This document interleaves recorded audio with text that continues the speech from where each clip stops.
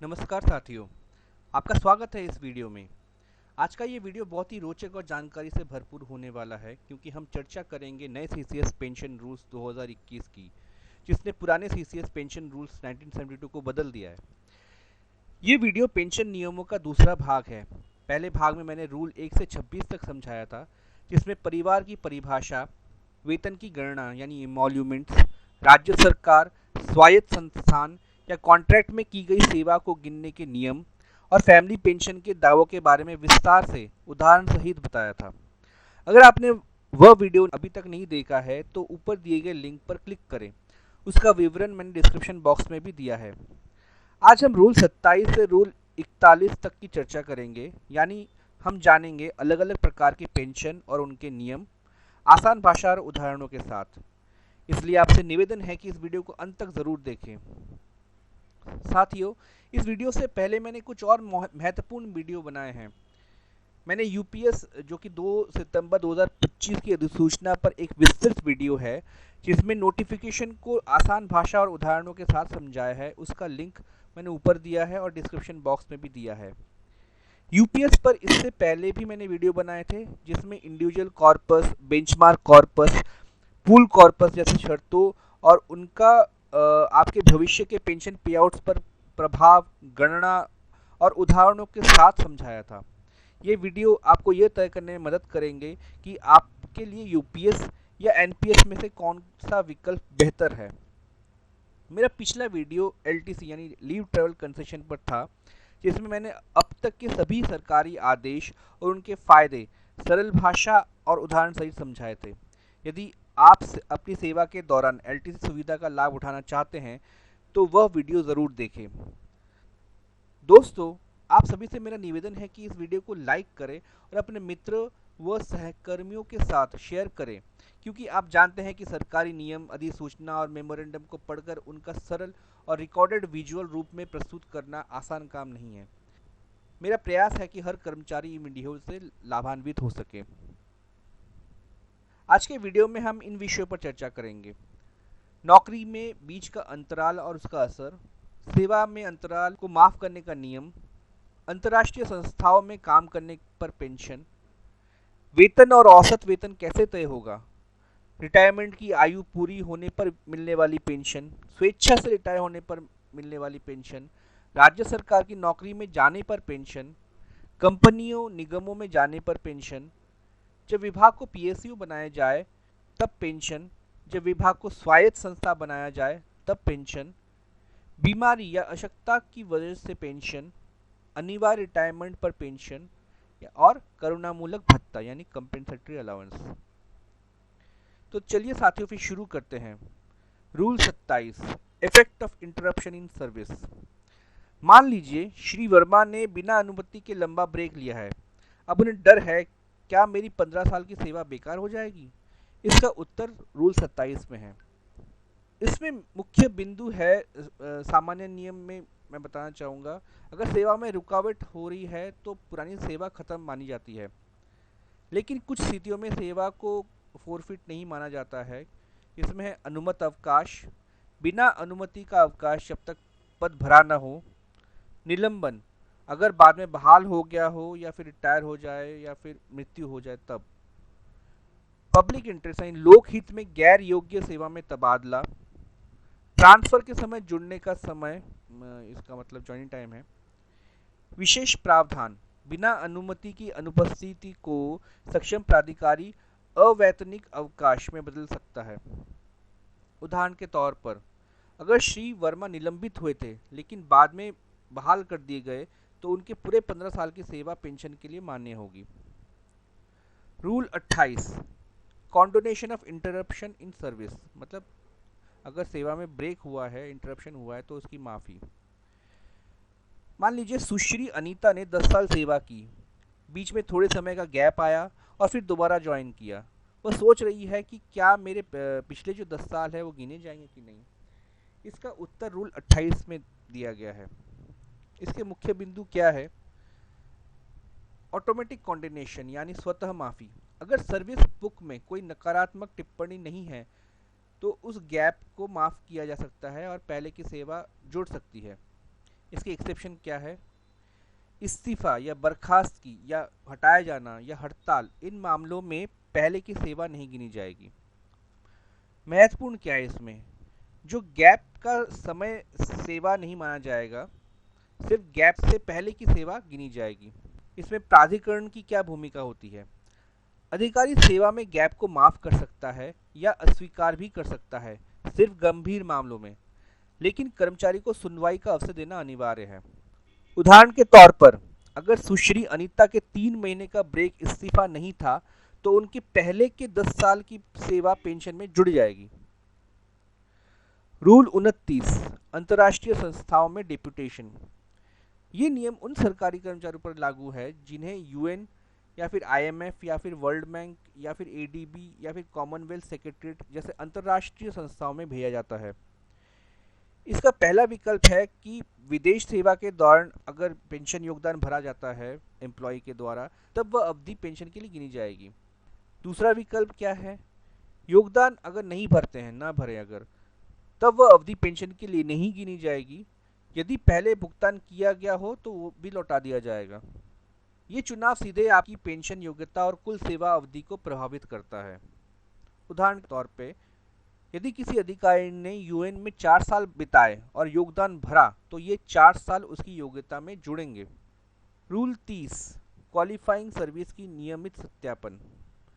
सेवा का सत्यापन तब कराना होता है जब कोई कर्मचारी 18 साल पूरा कर ले या रिटायरमेंट से 5 साल पहले कराया जाता है। सत्यापन हेड ऑफ ऑफिस और अकाउंट्स ऑफिसर मिलकर करते हैं। इसका उद्देश्य क्या है कि पेंशन के लिए योग्य सेवा की पुष्टि और कर्मचारी को फॉर्मेट 4 में सूचित करना। इसकी खास स्थितियां क्या है कि ट्रांसफर या फिर विभाग बंद होना या पोस्ट में सरप्लस होने पर भी सत्यापन होगा। सालाना रिपोर्ट 31 जनवरी तक सचिव को भेजनी होती है। एक बार सत्यापित हो जाने पर आमतौर पर उसे बदलना संभव नहीं होता। Rule 31, emoluments. इमोल्यूमेंट्स का मतलब वे वेतन और भत्ते हैं जिन पर पेंशन तय होती है। इसमें शामिल है मूल वेतन, जो कि फंडामेंटल रूल्स के तहत आता हो, नॉन प्रैक्टिसिंग अलाउंस, जो कि मेडिकल प्रैक्टिशनर्स के लिए हैं, स्टैग्नेशन इंक्रीमेंट, वेतन के साथ मिलने वाली छुट्टी का वेतन, निलंबन के दौरान दिया जाने वाला वेतन, वो अगर बाद में बहाल हो गया हो तो। इसमें और भी शामिल है वेतन के नॉशनल फायदे जैसे रेट्रोस्पेक्टिव प्रमोशन या पे रिवीजन। इसमें एक्सेप्शंस क्या है कि राज्य सरकार या विदेशी सेवा का वेतन सामान्यतः शामिल नहीं होता है। उदाहरण के तौर पर किसी डॉक्टर का अंतिम basic plus non practising allowance emoluments माने जाएंगे। Rule 32, average emoluments. मान लीजिए श्री शर्मा 16 जुलाई को सेवानिवृत्त हो रहे हैं। एचआर विभाग उन्हें बताता है कि उनकी पेंशन का निर्धारण अंतिम 10 महीनों के औसत वेतन पर होगा। अब सवाल उठता है, अगर इस अवधि में वे छुट्टी पर रहे या निलंबित हो जाए तो क्या होगा? इसका उत्तर रूल 32 देता है। इसके मुख्य बिंदु क्या हैं? इसमें पेंशन की गणना सेवानिवृत्ति या मृत्यु से पहले के अंतिम 10 महीनों के वेतन और भत्तों के औसत से की जाती है। छुट्टी निलंबन की स्थिति में क्या होता है? यदि कर्मचारी भुगतान वाली छुट्टी यानी पेड लीव, मेडिकल लीव पर था या निलंबन में था और बाद में बहाल हो गया, तो उस अवधि को नॉशनल वेतन के औसत में शामिल किया जाएगा, यानी ऐसे महीनों को हटाया नहीं जाएगा। गैर योग्य अवधि, यदि कोई महीना असाधारण अवकाश यानी एक्स्ट्राऑर्डिनरी लीव का था या निलंबन की अवधि पेंशन योग्य नहीं मानी जाती, तो उस महीने को हटा दिया जाएगा और उसके स्थान पर उससे पहले का महीना जोड़कर 10 महीने की गिनती पूरी की जाएगी। दिनों की गणना कैसी होगी? महीनों के दिनों को 30 दिनों के आधार पर मानकीकृत किया जाता है। उदाहरण के तौर पर अगर 14 दिन हैं तो 14/30 ऐसे लिखा जाएगा, या फिर 16 दिन है तो 16/30 ऐसे लिखा जाएगा। इंक्रीमेंट, यदि किसी कर्मचारी ने इंक्रीमेंट अर्जित किया है लेकिन वह वेतन में नहीं जुड़ा, तब भी उसे औसत में शामिल किया जाएगा, मतलब एवरेज में शामिल किया जाएगा। रेट्रोस्पेक्टिव लाभ क्या है? यदि पिछली तारीख से वेतन संशोधन यानी पे रिवीजन या पदोन्नति मतलब प्रमोशन का लाभ मिला है, तो उसका प्रभाव भी औसत में जोड़ा जाएगा। इससे पेंशन की राशि बढ़ सकती है। इसमें क्या शामिल नहीं होता है? दंड स्वरूप की गई अस्थायी वेतन कटौती यानी पेनल्टी बेस्ड पे कट जो होता है वो औसत में नहीं जोड़ी जाती है। इसमें एक वैवाहिक सुझाव भी है कि कर्मचारी को अपने वेतन संशोधन, पदोन्नति और नॉशनल पे का पूरा रिकॉर्ड सुरक्षित रखना चाहिए, क्योंकि ये सभी बातें पेंशन की गणना को प्रभावित कर सकती है। Rule 33, superannuation pension. Superannuation pension या सुपरएन्युएशन सेवा ग्रेच्युटी जैसा भी लागू हो, एक सरकारी कर्मचारी को रूल 44 पेंशन की जो राशि इमोल्यूमेंट जो अमाउंट है, पेंशन का जो अमाउंट है जो रूल तय करता है उसके अनुसार दी जाएगी जब वो अपनी सेवानिवृत्ति आयु यानी सुपरएन्युएशन एज पूरी करके रिटायर होता है। अगर किसी कर्मचारी की सेवानिवृत्ति आयु से आगे बढ़ाई गई है तो लाभ उसी विस्तारित अवधि की समाप्ति पर दिए जाएंगे। उदाहरण के तौर पर श्री गुप्ता 60 वर्ष की आयु में रिटायर होते हैं, उन्हें रूल 44 के अनुसार सुपरएन्युएशन पेंशन या सेवा ग्रेच्युटी मिलेगी। अगर उनकी सेवा 62 वर्ष तक बढ़ा दी जाती है तो लाभ 62 वर्ष पूरे होने के बाद दिए जाएंगे। Rule 34, pension on voluntary retirement, स्वैच्छिक रिटायरिंग पेंशन। मिसेस रॉय ने समय से पहले रिटायर होने का निर्णय लिया है, जबकि मिस्टर सिंह को सरप्लस घोषित कर दिया गया है। रूल 34 ये सुनिश्चित करता है कि ऐसे सभी कर्मचारियों को उनके रिटायरमेंट लाभ निष्पक्ष रूप से मिले। इसके मुख्य बिंदु क्या क्या हैं? इसकी पात्रता पहले चर्चा करते हैं। यदि कोई कर्मचारी स्वेच्छा से सुपरएन्युएशन मतलब रिटायरमेंट एज से पहले रिटायर होता है तो उसे रिटायरिंग पेंशन और ग्रेच्युटी मिलेगी रूल 43 और रूल 56 के हिसाब से। यदि किसी कर्मचारी को सरप्लस घोषित किया गया है और वह स्पेशल वॉलंटरी रिटायरमेंट स्कीम चुनता है, स्पेशल वीआरएस चुनता है, उसे रिटायरमेंट लाभ मिलेंगे। यदि सरकार किसी कर्मचारी को सुपरएन्युएशन से पहले ही अनिवार्य रूप से मतलब मैंडेटरी रूप से रिटायर करती है तो उसका जो पेंशन बनेगा वो रूल 42 और रूल FR 56 के हिसाब से उसे भी रिटायरिंग पेंशन और ग्रेच्युटी मिलेगी। वीआरएस के अतिरिक्त क्या लाभ है कि स्थायी कर्मचारी अगर वीआरएस लेता है तो उन्हें पेंशन और ग्रेच्युटी के साथ साथ एक्स ग्रेशिया राशि भी दी जाती है। इसके अलावा रूल 45 के अनुसार उन्हें रिटायरमेंट ग्रेच्युटी भी मिलती है। इसके रेफरेंस संदर्भ क्या है? सभी भुगतान और गणना रूल 44 के प्रावधानों के अनुसार होगी। रूल 44 के बारे में हम नेक्स्ट वीडियो में पढ़ेंगे। उदाहरण के तौर पर अगर मिसेस रॉय 55 वर्ष की उम्र में स्वेच्छा से रिटायर होती हैं, उन्हें रिटायरिंग पेंशन और सर्विस ग्रेच्युटी मिलेगी।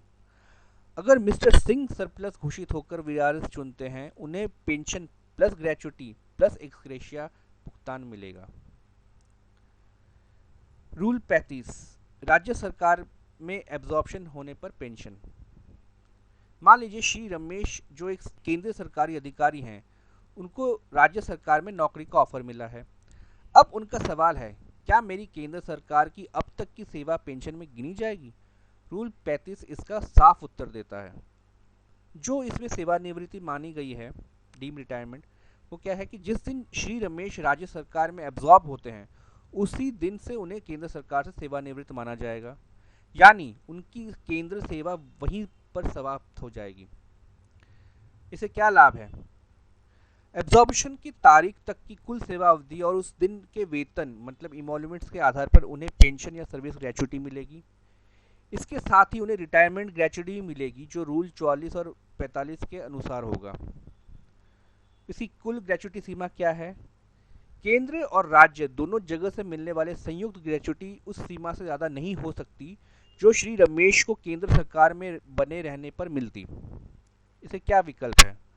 अगर राज्य सरकार की पेंशन स्कीम केंद्र जैसी है तो श्री रमेश के पास दो विकल्प होंगे। ए, केवल केंद्र सेवा का लाभ अलग से ले ले, क्या अपनी केंद्र सेवा को राज्य सरकार की सेवा के साथ मर्ज कर दे। इसकी क्या क्या प्रक्रिया है?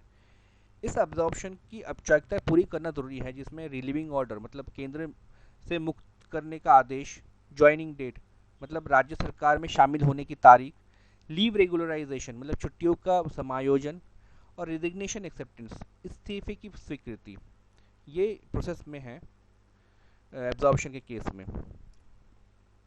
रूल 36, पीएसयू या कंपनी में एब्जॉर्प्शन पर पेंशन। मान लीजिए मिस मीना जो एक केंद्रीय सरकारी अधिकारी हैं, उनको किसी पीएसयू या स्वायत्त निकाय यानी ऑटोनोमस बॉडी में नौकरी की पेशकश मिली है। अब उनका सवाल है, क्या मेरी केंद्र सरकार की अब तक की सेवा पेंशन में गिनी जाएगी? इसका जवाब रूल 36 देता है। इसमें माना हुआ सेवानिवृत्ति क्या है कि जैसे ही कोई कर्मचारी किसी कॉरपोरेशन, कंपनी या बॉडी में एब्जॉर्ब हो जाता है, उसी दिन से उसे केंद्र सरकार से सेवानिवृत्त माना जाता है। इसका मतलब है कि सरकारी नौकरी की गिनती वहीं तक मानी जाएगी। इससे क्या क्या लाभ है? एब्जॉर्प्शन की तारीख तक की कुल सेवा अवधि और उस दिन के वेतन मतलब इमोल्यूमेंट्स के आधार पर पेंशन या सर्विस ग्रेचुटी का हक मिलेगा। इसके अलावा कर्मचारी को रिटायरमेंट ग्रेचुटी भी मिलेगी, जो नियम 44 और 45 के अनुसार होंगे। इसमें कुल ग्रेचुटी सीमा क्या है? केंद्र सेवा और नई संस्थाएं मतलब या जो पीएसयू बॉडी है कि संयुक्त ग्रेचुटी की राशि उस सीमा से ज़्यादा नहीं हो सकती जो केंद्र सरकार में रहकर मिलती। इसमें यदि समान पेंशन की स्कीम मौजूद है तो पहला ऑप्शन इनके पास एम्प्लॉय के पास है कि कर्मचारी चाहे तो केवल केंद्र सेवा के लिए अलग से पेंशन लाभ ले सकता है, या वह अपनी केंद्र सेवा को पीएसयू या फिर ऑटोनमस बॉडी की सेवा के साथ मर्ज कर सकता है, या फिर अगर सेवा को मर्ज किया जाता है तो सरकार केंद्र सेवा का हिस्सा लमसम भुगतान के रूप में दे देगी। इसी क्या क्या प्रोसेस है? एब्जॉर्प्शन की प्रक्रिया पूरी करने के लिए औपचारिक कदम जरूरी है, मतलब रिलीविंग ऑर्डर, मुक्ति आदेश, नई संस्था में ज्वाइन करने की तारीख, छुट्टियों का समायोजन, इस्तीफे की स्वीकृति और लियन क्लोजर माने पुराने पद से स्थायी संबंध समाप्त करना। मान लीजिए मिस मीना को पीएसयू में तुरंत एब्जॉर्प्शन मिल जाता है, उनकी केंद्र सेवा की पेंशन एब्जॉर्प्शन की तारीख तक गिनी जाएगी। यदि वे अपनी केंद्र सेवा को पीएसयू की सेवा के साथ मर्ज करने का विकल्प चुनती है तो सरकार उनकी केंद्र सेवा का पूरा लाभ लमसम भुगतान के रूप में दे देगी और आगे की सेवा पीएसयू के साथ गिनी जाएगी। रूल 37, डिपार्टमेंट अगर पीएसयू में कन्वर्ट हो जाए तो उस टाइम पे क्या पेंशन बनती है? मान लीजिए श्री शर्मा एक केंद्रीय सरकारी विभाग में काम करते हैं। एक दिन उनका पूरा विभाग पब्लिक सेक्टर यूनिट यानी पीएसयू में बदल जाता है। अब उनका सवाल है कि मेरी पेंशन और सेवा लाभों का क्या होगा? रूल 37 इसका पूरा जवाब देता है। इसमें माना हुआ प्रतिनियोजन और स्थायी नियुक्ति जो क्या डीम डिप्यूटेशन और जो एब्जॉर्प्शन है वो क्या होगा? जब कोई विभाग पीएसयू में बदल जाता है तो वहां काम करने वाले सभी कर्मचारियों को एक साथ पीएसयू में भेज दिया जाता है। शुरुआत में यह डीम डिप्यूटेशन माना जाता है और इस दौरान डिप्यूटेशन अलाउंस नहीं मिलता। बाद में सरकार एब्जॉर्प्शन की तिथि घोषित करती है, उस तारीख के बाद कर्मचारी सरकारी सेवक नहीं रहते। इसमें क्या क्या विकल्प चुनना होता है? इससे पहला तो यह केवल केंद्र सेवा के आधार पर पेंशन, ग्रेचुटी और रिटायरमेंट का लाभ लेना होता है, या फिर केंद्र सेवा को पीएसयू सेवा के साथ जोड़कर कंबाइंड सर्विस बनाकर पेंशन और ग्रेचुटी का लाभ लेना होता है। अगर कर्मचारी समय पर विकल्प नहीं देता तो उसे स्वतः पीएसयू में एब्जॉर्ब मान लिया जाएगा। इसके फाइनेंशियल मैनेजमेंट मतलब वित्तीय व्यवस्था कैसे रहती है? पीएसयू आमतौर पर एब्जॉर्ब कर्मचारियों के लिए एक पेंशन फंड बनाता है। यदि उस फंड में कमी रहती है तो सरकार उस कमी को पूरा करती है। प्रोविडेंट फंड, अर्जित अवकाश और आधा वेतन अवकाश मतलब हाफ पे लीव आदि के बकाये सीधे पीएसयू को ट्रांसफर कर दिए जाते हैं। इसमें विशेष मामले क्या है? बीएसएनएल और एमटीएन में अलग व्यवस्था है, यहाँ पेंशन का भुगतान सीधे सरकार करती है। पीएसयू में सीधे भर्ती हुए कर्मचारियों पर अलग स्कीम लागू होती है, वे सरकारी पेंशन के हकदार नहीं होते। यदि किसी पीएसयू में सरकार का 51% से अधिक डिसइन्वेस्टमेंट हो जाता है तो कर्मचारियों को वीआरएस वॉलंटरी रिटायरमेंट स्कीम या पेंशन सुरक्षा पेंशन सेफगार्ड्स दी जाती हैं। उदाहरण के तौर पर मान लीजिए कि श्री शर्मा का विभाग 1 जनवरी को पीएसयू में बदल जाता है। वे विकल्प बी चुनते हैं, यानी उनकी केंद्र सेवा प्लस पीएसयू सेवा दोनों को मिलाकर पेंशन की गणना होगी, तो उनकी प्रोविडेंट फंड की राशि अर्जित छुट्टियों मतलब अर्न लीव और पिछली सेवा के लाभ सुरक्षित रूप से पीएसयू में ट्रांसफर हो जाते हैं। रूल 38, ऑटोनोमस बॉडी में कन्वर्जन होने पर पेंशन। मान लीजिए सुश्री अनीता एक केंद्रीय सरकारी विभाग में काम करती है। एक दिन उनका विभाग एक स्वायत्त निकाय मतलब ऑटोनोमस बॉडी में बदल जाता है। अब उनका सवाल है, क्या मेरी केंद्र सरकार की सेवा पेंशन के लिए गिनी जाएगी और मेरे पास क्या विकल्प है? रूल 38 इसका पूरा जवाब देता है। इसमें माना हुआ प्रतिनियोजन और स्थायी नियुक्ति मतलब डीम डेपुटेशन और एब्जॉर्प्शन क्या है? जब विभाग को स्वायत्त निकाय में बदल दिया जाता है तो वहां के सभी कर्मचारियों को एक साथ डीम्ड डिप्यूटेशन पर भेज दिया जाता है। इस दौरान डिप्यूटेशन अलाउंस नहीं मिलता। जब सरकार एब्जॉर्प्शन की तिथि घोषित करती है उसी दिन से वे केंद्रीय कर्मचारी नहीं रहते। इसमें क्या क्या बेनिफिट्स के विकल्प हैं? ए, केवल केंद्र सरकार के लिए पेंशन, ग्रेच्युटी और रिटायरमेंट लाभ लेना, या फिर केंद्र सेवा को स्वायत्त निकाय की सेवा के साथ जोड़कर कंबाइंड सर्विस पेंशन और ग्रेच्युटी का लाभ लेना। यदि कर्मचारी 3 महीने के भीतर विकल्प नहीं देता तो उसे स्वतः स्वायत्त निकाय में एब्जॉर्ब मान लिया जाता है। इसमें वित्तीय और पेंशन प्रबंधन क्या है? केंद्र सरकार एब्जॉर्ब कर्मचारियों के लिए एक पेंशन फंड ट्रस्ट बनाती है। सरकार इस फंड में कर्मचारियों की केंद्र सेवा के लिए लमसम राशि जमा करती है। आगे की सेवा के लिए कर्मचारी भी योगदान करते हैं। अगर भविष्य में फंड में कमी रहती है तो सरकार उस कमी को पूरा करती है। इसमें सेवा निरंतरता और लाभ क्या क्या हैं? प्रोविडेंट फंड, अर्जित छुट्टियां और आधा वेतन अवकाश स्वायत्त निकाय में ट्रांसफर कर दिए जाते हैं।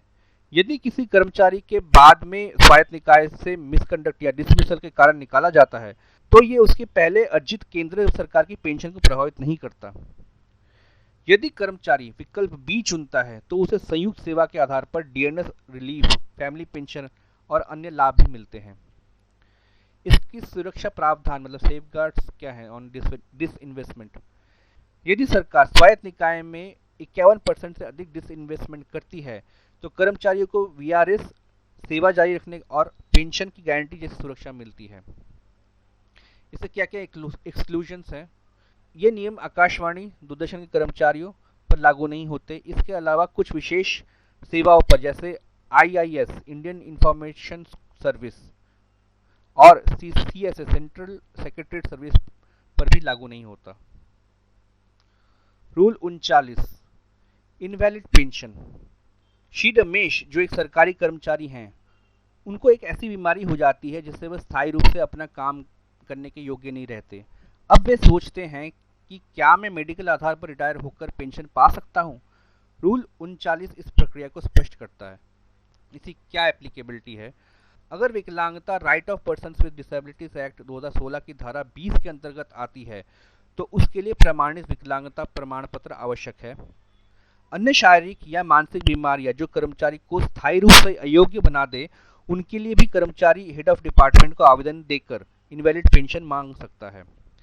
यदि कर्मचारी स्वयं आवेदन नहीं कर पा रहा है तो उसकी पत्नी या पति या परिवार या कोई भी यह आवेदन कर सकता है। मेडिकल एग्जामिनेशन, मेडिकल जांच। हेड ऑफ डिपार्टमेंट को आवेदन मिलने के 15 दिनों के भीतर मेडिकल अथॉरिटी से कर्मचारी की जांच करवानी होती है। मेडिकल बोर्ड, गैजेटेड कर्मचारी या उच्च वेतन वाले गैर गैजेटेड कर्मचारी जो कि 44,000 या उससे बेसिक पे ले रहे हैं, उनकी मेडिकल बोर्ड द्वारा जांच होगी। अन्य सभी कर्मचारियों के लिए सिविल सर्जन या डिस्ट्रिक्ट मेडिकल ऑफिसर द्वारा जांच होगी। महिला कर्मचारी के मामले में बोर्ड में एक महिला डॉक्टर होना अनिवार्य है। जांच में यह तय किया जाता है कि कर्मचारी ए पूरी तरह फिट है, या फिर बी पूरी तरह अयोग्य है, या फिर सी या कम परिश्रम वाले काम मतलब लेस लेबोरियस वर्क के लिए फिट है। इनवैलिड पेंशन का अनुदान मतलब ग्रांट ऑफ इनवैलिड पेंशन। यदि कर्मचारी को अयोग्य पाया जाता है तो फॉर्मेट 6 के अनुसार मेडिकल सर्टिफिकेट जारी होता है। उसके बाद पेंशन 45 दिनों के भीतर दी जाती है। यदि सेवा 10 साल से कम है तब भी कर्मचारी को पेंशन मिलेगी। यह या तो 50% इमोल्यूमेंट होगी या औसत वेतन जो भी अधिक हो। यदि कर्मचारी को कम परिश्रम वाले पद के लिए योग्य पाया जाता है तो उसे उस पद पर पुनः नियुक्त किया जाता है। यदि ऐसा पद उपलब्ध ना हो तो उसे इनवैलिड पेंशन दी जाएगी। महत्वपूर्ण शर्तें, कर्मचारी को उसकी प्रारंभिक नियुक्ति के समय फिट घोषित किया गया होना चाहिए। रूल 39 की सभी शर्तें पूरी करनी होंगी। उदाहरण के तौर पर श्री रमेश ने 8 साल सेवा की है। उनके पीठ की चोट के कारण स्थायी रूप से अक्षम घोषित किया जाता है। वे आवेदन करते हैं और मेडिकल बोर्ड पुष्टि करता है कि वे अपनी ड्यूटी जारी नहीं रख सकते। उन्हें इनवैलिड पेंशन मिलती है जो उनकी औसत आय का 50% होती है। अगर कम परिश्रम वाला कोई पद उपलब्ध है तो वे उस पर काम जारी रख सकते थे। रूल 40, कंपल्सरी रिटायरमेंट पेंशन, अनिवार्य सेवानिवृत्ति पर पेंशन। मिलिए श्री अजय से। वे एक सरकारी कर्मचारी हैं जिन्हें एक छोटे लेकिन गंभीर अनुशासनहीन आचरण का दोषी पाया गया। परिणाम स्वरूप उन्हें अनिवार्य सेवानिवृत्ति मतलब कंपल्सरी रिटायरमेंट दे दी गई है। अब उनका सवाल है, क्या मुझे पेंशन मिलेगी? रूल 40 इसका उत्तर स्पष्ट करता है। जो क्वांटम होता है, जो मात्रा होती है पेंशन या ग्रेच्युटी, वो क्या होती है? कंपल्सरी रिटायरमेंट के मामले में पेंशन या रिटायरमेंट ग्रेच्युटी पूरी राशि से लेकर 2/3 तक दी जा सकती है। अगर राष्ट्रपति ये आदेश दे कि पेंशन पूरी से कम दी जाए तो इसके लिए यूपीएससी से परामर्श करना आवश्यक है। प्रोविजनल पेंशन, यदि अंतिम पेंशन का निर्णय तुरंत नहीं लिया जा सकता तो कर्मचारी को 2/3 के आधार पर अस्थायी पेंशन या ग्रेच्युटी दी जाती है। अंतिम पेंशन का निपटारा आमतौर पर 3 महीनों के भीतर किया जाना चाहिए, तब तक कर्मचारी को प्रोविजनल पेंशन मिलती रहती है। इसमें न्यूनतम गारंटी क्या है? किसी भी स्थिति में पेंशन रूल 44 के तहत निर्धारित न्यूनतम पेंशन से कम नहीं हो सकती। उदाहरण के तौर पर मान लीजिए श्री अजय की पूरी सुपरएनुएशन पेंशन 60,000 है। कंपल्सरी रिटायरमेंट के बाद उन्हें 40,000 से लेकर 60,000 के बीच कोई भी राशि मिल सकती है। यदि आदेश तुरंत जारी नहीं हुआ तो उन्हें 40,000 मतलब 2/3 अस्थायी पेंशन के रूप में मिलती रहेगी जब तक कि अंतिम निर्णय ना हो जाए। Rule 41 compassionate allowance. सामान्य नियम क्या है? जब किसी सरकारी कर्मचारी को सेवा से बर्खास्त मतलब डिसमिस या हटाया जाता है तो उसके सभी पेंशन अधिकार समाप्त हो जाते हैं। लेकिन यदि मामला विशेष सहानुभूति योग्य मतलब स्पेशल कंसिडरेशन में है तो सक्षम प्राधिकारी करुणा आधार पर मतलब कंपैशनेट अलाउंस स्वीकृत कर सकता है। भत्ते की सीमा, यह भत्ता अधिकतम उस पेंशन या फिर ग्रेच्युटी का 2/3 तक हो सकता है जो सामान्य सेवानिवृत्ति पर कर्मचारी को मिलती। यह अधिकार नहीं, राहत है। कंपैशनेट अलाउंस कोई अधिकार नहीं है बल्कि ये प्राधिकारी का विवेकाधीन निर्णय है। उदाहरण के तौर पर मान लीजिए श्री एक्स ने 20 साल सेवा की और मिसकरेंट के कारण सेवा से हटाए गए हैं तो सामान्य पेंशन की जगह उन्हें पूर्ण पेंशन नहीं दी गई बल्कि 12,000 प्रति माह का कंपैशनेट अलाउंस स्वीकृत किया गया। दोस्तों, मेरे अगले वीडियो में हम रूल 42 से आगे के बारे में चर्चा करेंगे जो कि सीसीएस पेंशन रूल 2021 से संबंधित है। अगर आपको ये वीडियो अच्छा लगा हो तो चैनल को सब्सक्राइब ज़रूर करें और साथ ही बेल आइकन भी दबाइए ताकि जब भी मेरा नया वीडियो आए आपको तुरंत नोटिफिकेशन मिल सके। धन्यवाद।